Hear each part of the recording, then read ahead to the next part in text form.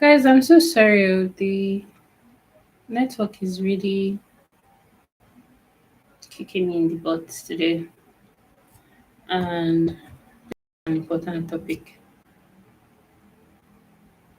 I'm really considering. I don't know if maybe there's something else that we can do, but I'm trying to troubleshoot on my end here. So, hmm, let me just connect.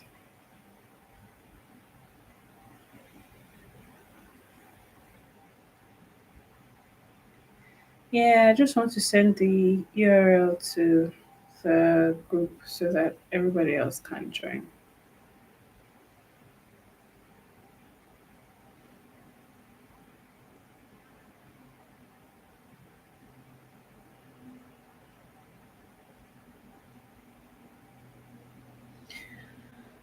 Okay, so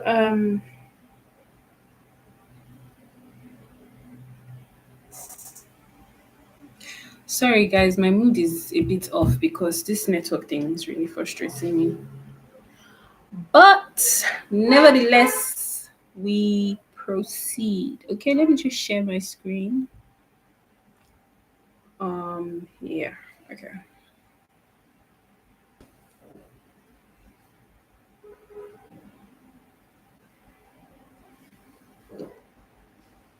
Okay, hello SL.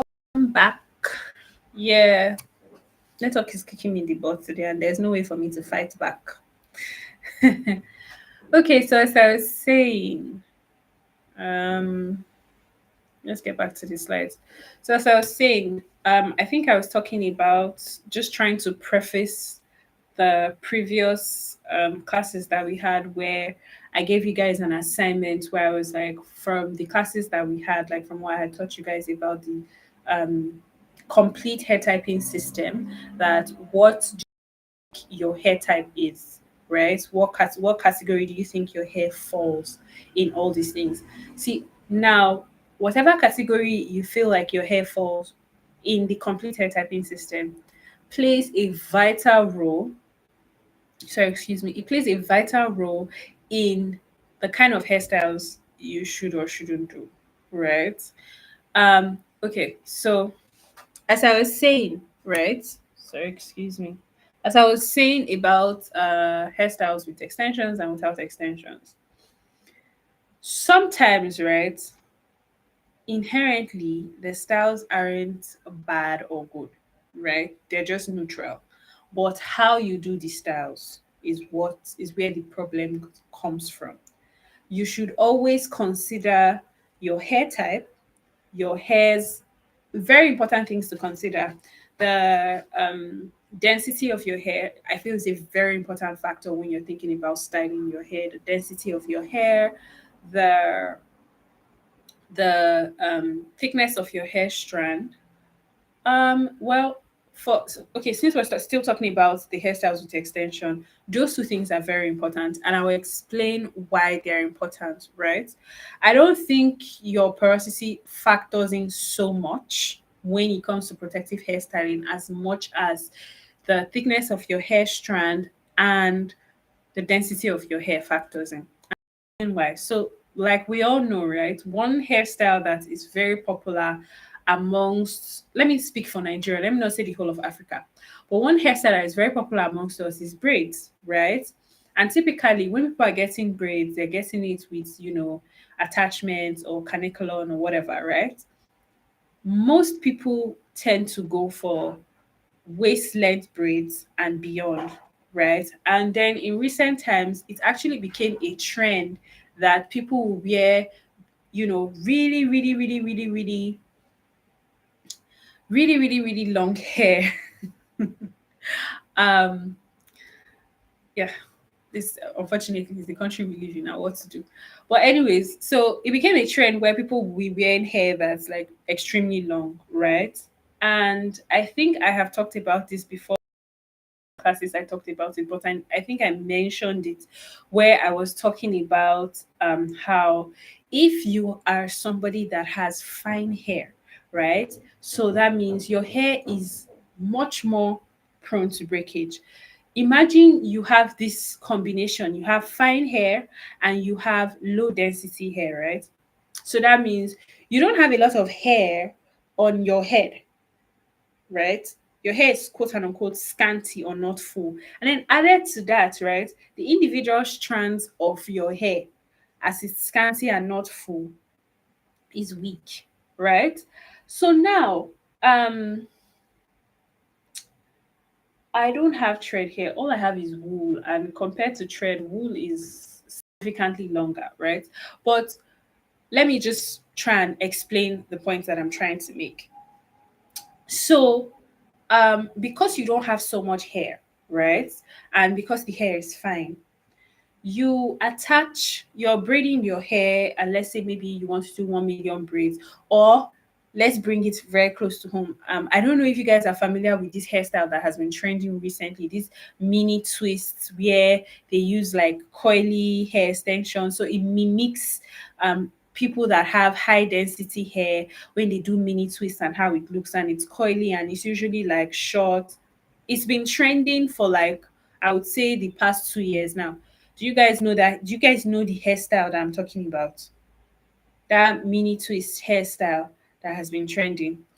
So, if, for example, you're doing that hairstyle, right? And you're somebody that has low density, fine hair strands, what that means is that for them to be able to achieve that full look, they're going to have to take smaller sections of. If you have hair that is not strong, right? You are now going to attach hair that is maybe 3 times the weight of your own normal hair strand. First of all, right, no matter the density of your hair, no matter the thickness of your hair, right, typically when they are attaching attachments to your hair, right? For example, if I'm doing like a mini, let me take out a piece of my hair just to really buttress this point, right? But if they are doing mini twists for my hair now, right? This could probably be one section, or if it's mini, it's really long, this will be one section. And then the attachment that they are going to add to this section of hair is going to be twice the thickness and twice the length, right? Sometimes even 4 times the length, 5 times the length. So that amount of hair that you're attaching to this small amount of hair, right? It will weigh it down, right? And now because you've attached it here, you've braided it down, right? Gravity is going to be pulling on that hair. So that's in and of itself is already a recipe for disaster. No matter how thick your hair is, no matter how, I'm just emphasizing here because a lot of times this is the major reason why people are doing everything right. They're using the right products, they have amazing routines, but they are not seeing any hair growth because the styles are not, they call them protective styles, but the styles are actually not designed to protect your hair.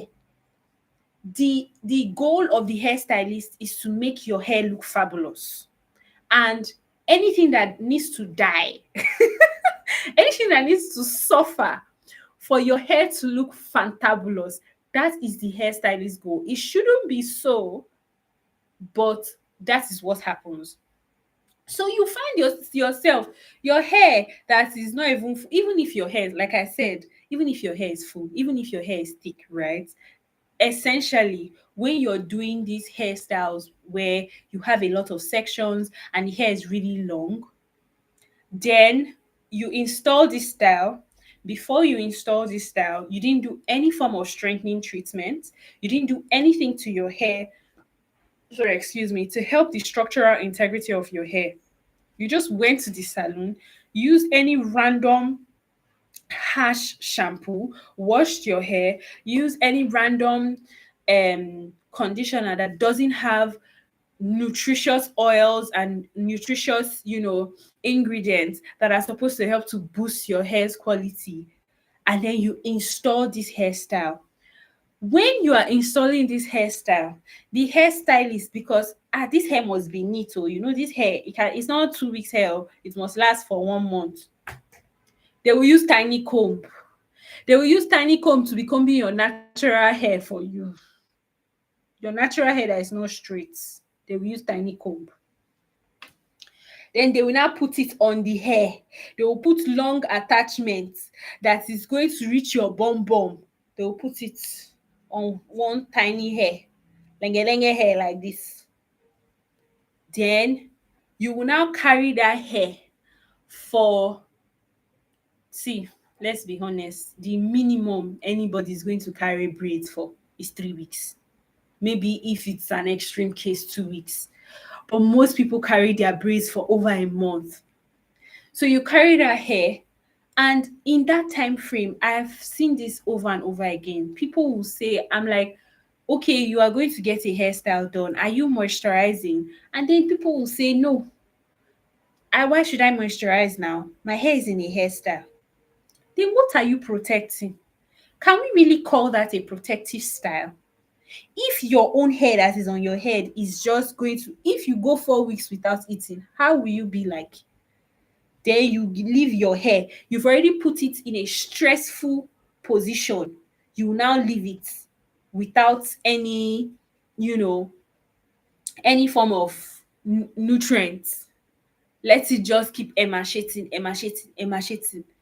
You see somebody that's not eating for 4 weeks, then you give it person 2 bags of cement to carry on their head, and then you tell them to trek from, I don't know, a very far place to another very far place, and then you take down that hairstyle and you expect that, oh, the hair should have grown.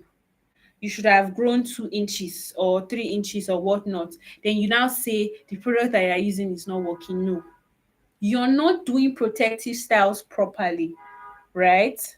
So, as much as, okay, we can term some of these things, we can term even styles with extensions, protective styles, right? But if you're not doing it right, then technically it's not protecting your hair.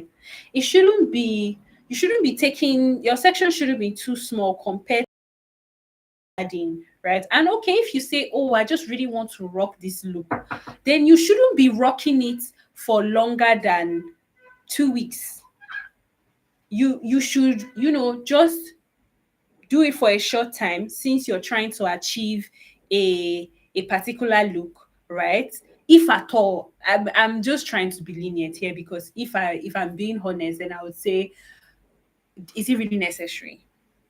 I mean, it doesn't really make sense to me why you would do a hairstyle that is going to damage your hair just because it looks good. Isn't that like a form of self-harm?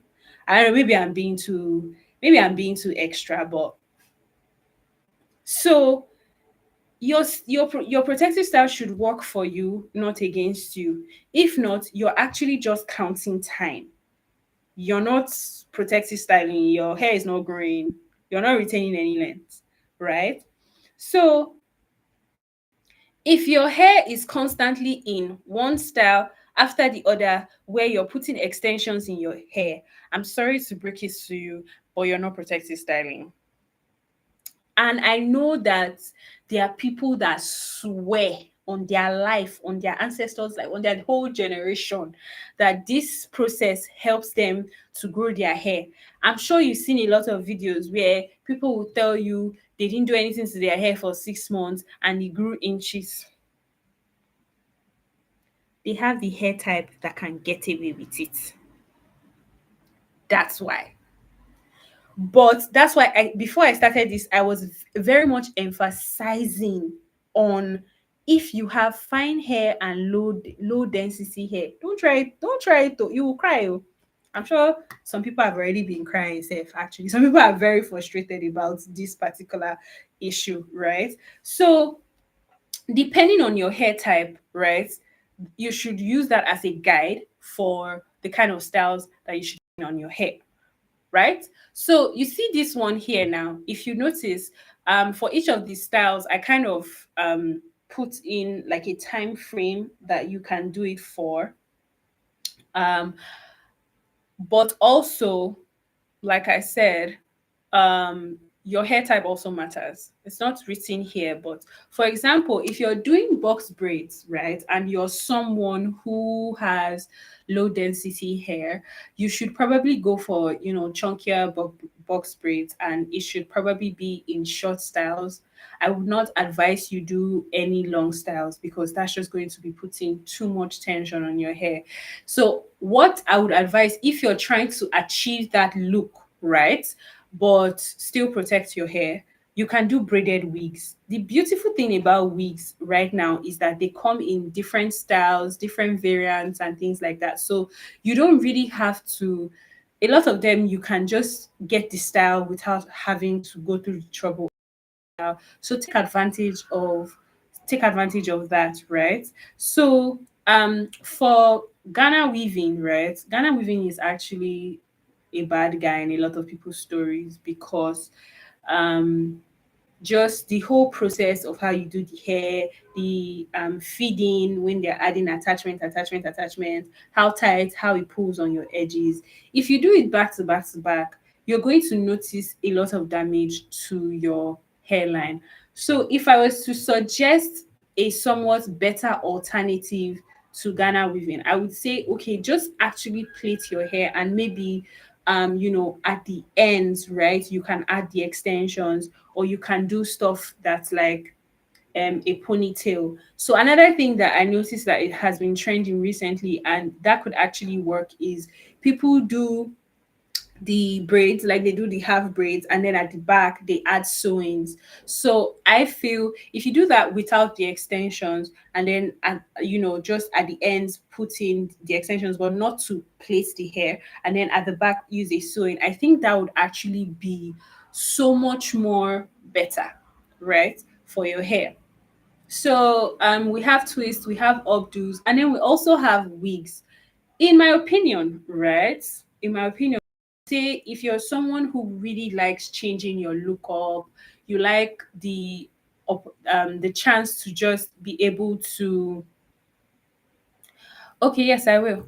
So if you're someone who just likes the opportunity to be able to play around with your hair, do different things, I would actually advise that you invest in wigs. And they don't necessarily have to be expensive, but I would say compared to typically the way braids are done, and just you may not necessarily know, okay, what's safe, how long, whatever. But you see, when it comes to wigs, you can just, please, not frontal. I'm not talking about frontal. Everything but frontal, please. Everything but frontal. That's a whole other. But we'll get there. We'll get there into this class. But yeah, so wigs can actually really help you because if you have your hair in twists or in cornrows under the wigs, right? And anytime you get home, you're going to take off the wig, so you're going to give your hair time to breathe. That's a good thing. You're going to have access to your hair to moisturize it and things like that. And then also, the wig isn't like pulling on like individual strands of your hair. Your hair is already technically in a protective style. Then the wig is on top of it, right? And then you're good to go. But emphasis on no frontals. I'm not saying if you want to do frontals, you shouldn't do frontals, or but you know if you are already predisposed to some certain types of hair issues, like you're having issues with your hairline, is it if to be honest, I'm not missing words. If you're having issues with your hairline, please run away from frontals. I don't see what are you doing. Use glueless wigs, right? Use those ones that blend in or something. Don't do them frontals with the glues. They will eat your hair. They will eat your hair. That's just the truth. There's no nice way to say that, right? But wigs, if done right, if done properly, can actually, help you to do a whole lot of different things, yeah, and still have your hair grow and be healthy and all that.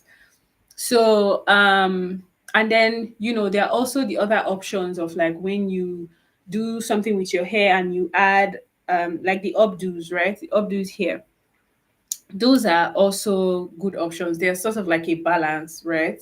So because your hair is together, it's tucked in, most likely it should be moisturized. No matter whatever style you're doing, your hair should always be moisturized before you do that style. And preferably, your hair should be washed and treated. You should not be installing a style with dirty hair that, has not been properly taken care of, right? We kind of talked about it in your hair routine, in that what your hair routine should entail, or a hair routine. So I don't want to overflog that too much, right? So now the next one is the one without extensions, right? So anything your mind can think of when it comes to this guy, right? We have claw clips, we have bantu knots, we have braids with just our hair, loose braids, loose twists, mini twists, cornrows, updos, updos that you do with your hair, the hairstyles with beads.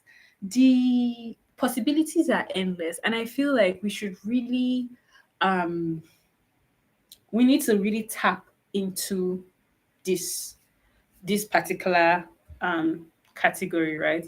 And there are people that still have this school of thought, even till today. They believe that your hair is not styled if you haven't added extension. I feel like a that's a toxic school of thought, and I'm not of that school of thought. For anybody that actually knows me, if you know me, you know that I rarely ever actually put extensions. I'm not a hater. I don't think you're somewhat less if you're putting extensions on your hair. I'm just lazy and I have a tender scalp. So it just worked out for me like that. But I do see some styles that, I could probably rock and to be safe to rock, but I just don't like the idea of sitting down for a very long time to do my hair, and then I'm in pain and I'm wincing. I just like easy stuff, right? You see that my name, I like it. So, anyways, just saying that to say that your hair doesn't have to be in extensions, in braids, in wigs, in for it to be done, for it to be, we really need to debunk that idea, right? There's so many things you can do with your hair at different lengths. I'm constantly seeing people that inspire me, right? I think maybe if I can, I'll share one or two on the group, right? These people just inspire me because they're so creative. I know not everybody can be creative like that, but then again, that's why there's Pinterest to inspire us when we lose our own bit of um creativity and things like that, right? So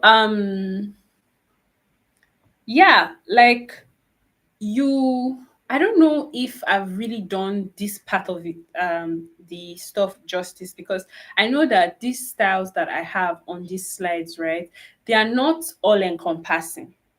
But I think we should just have like a rule of thumb thing that we do anytime we want to anytime we want to a hairstyle. There should be some questions that we should ask, right?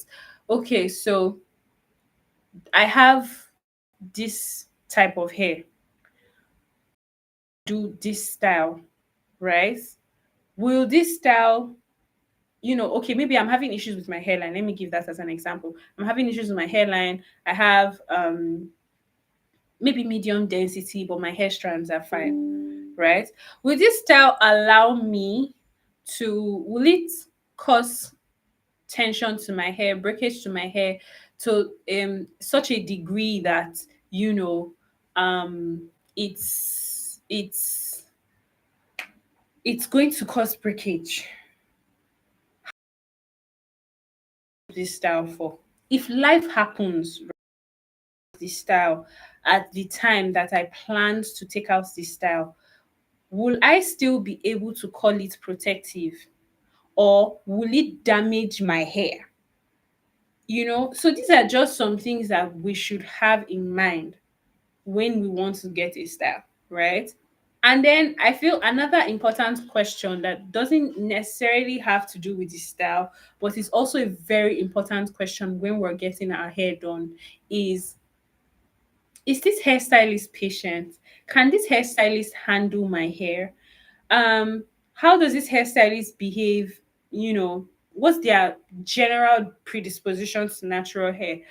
If somebody tells you you cannot achieve a hairstyle because your hair is natural, your hair needs to be relaxed for you to achieve a hairstyle, or they want to braid your hair, or they want to do anything to your hair, and they're telling you that your hair needs to be stretched, your hair needs to be blow dried, or whatever, that is probably a very good indicator that you should run, because that person is indirectly telling you that they cannot handle natural hair. They don't know what it takes to take care of natural hair. And most likely, after that protective style, your hair is going to be damaged. Generally, right, you should go for someone who is just patient when it comes to handling natural hair. You should go for someone who is patient. You should go for someone who, has experience handling natural hair. I think that's also another important, factor to look at. Someone who has experience handling natural hair, right? And someone who is patient. And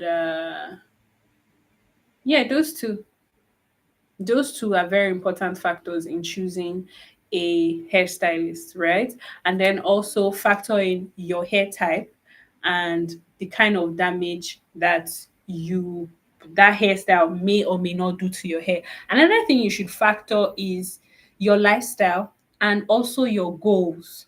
So, for example, like I said, if you're someone trying to grow your hairline, it's best to avoid hairstyles that could potentially damage your hairline, because why?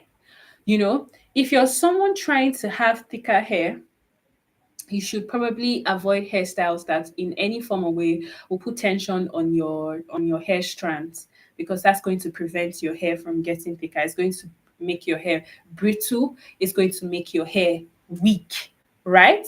Okay.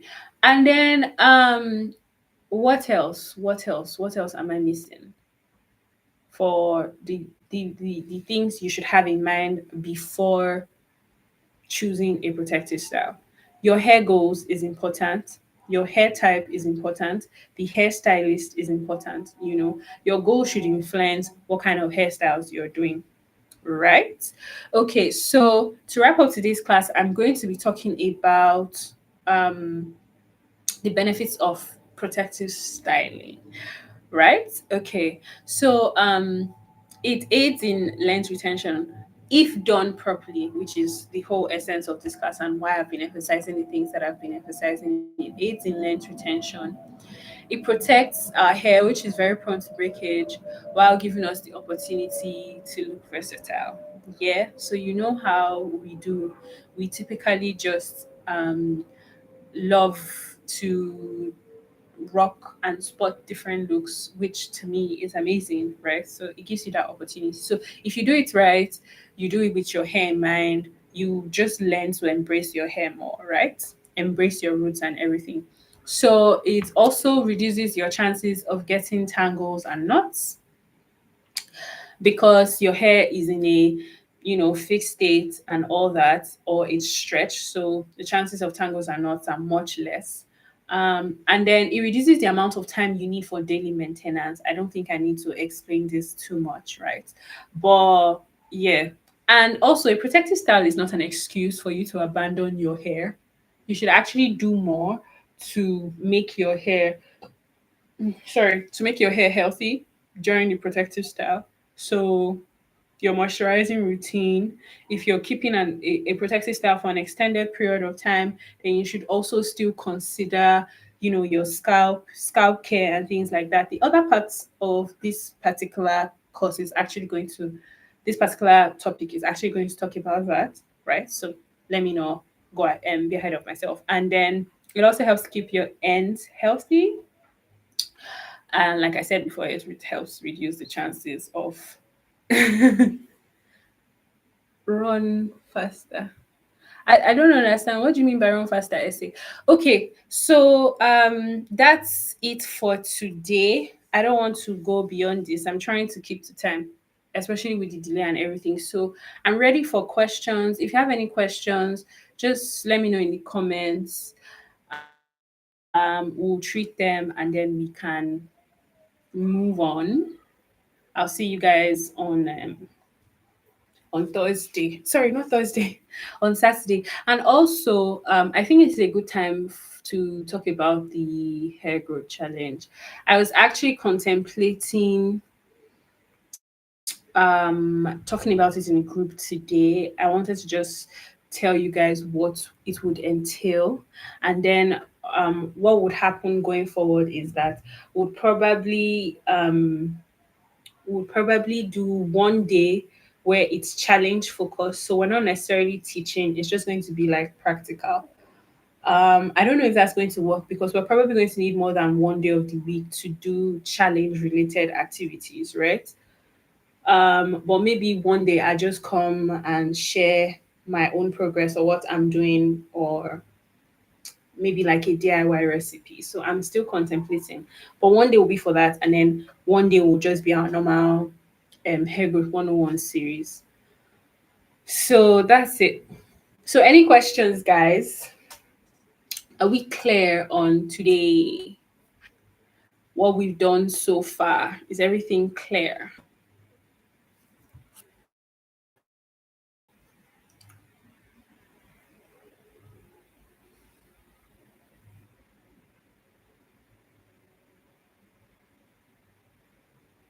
Okay, so um okay, so typically, right, crochet braids are there are two ways they do crochet braids. So you there's the one where they do it one where they plait the hair first before they now install the crochet on it. And then there's the one where they cornrow the hair and then install the crochet to the crochet hair to the cornrows. So in my opinion, the second one I would say is somewhat more protective than the first one, right? But both of them are actually not so bad um compared to actual braids, and I'll explain. So, like I said, the cornrow one, right? Your hair is attached to the what they call it. It doesn't. You don't really need as much strands, or depending on what type of style you're doing, right? You don't really need as much extension to give like a full look. But for the one where it's one, you might need more hair. And then if the hair is long and bulky, we have the same issue. And then if the hairstyle is all those ones with locks, I've had so many horror stories when it comes to crochet with locks. So many horror stories. So I would actually advise people not to use it. Is always I had one customer that had like one whole part of her hair just. I'm not laughing at her. I'm just laughing at the situation because it was sad and traumatizing, but it was also funny because she actually did it to herself when she was losing her hair. She cut the wrong place and then cut too much. So that type of crochet, I would say, as much as possible, avoid it. But the ones where you have cornrows in and you put it on, it's because of how cornrows are, right? They limit the direct tension to your hair. So I would give crochet like maybe like a 60%, 60 over 100, like 6 out of 10 kind of stuff. So I hope I answered your question.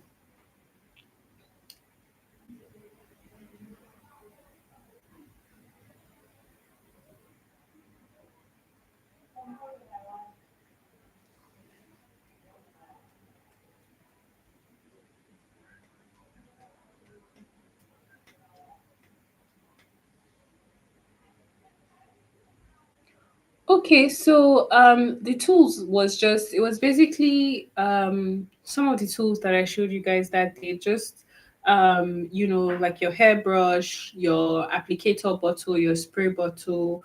Those things just make your scissors, right?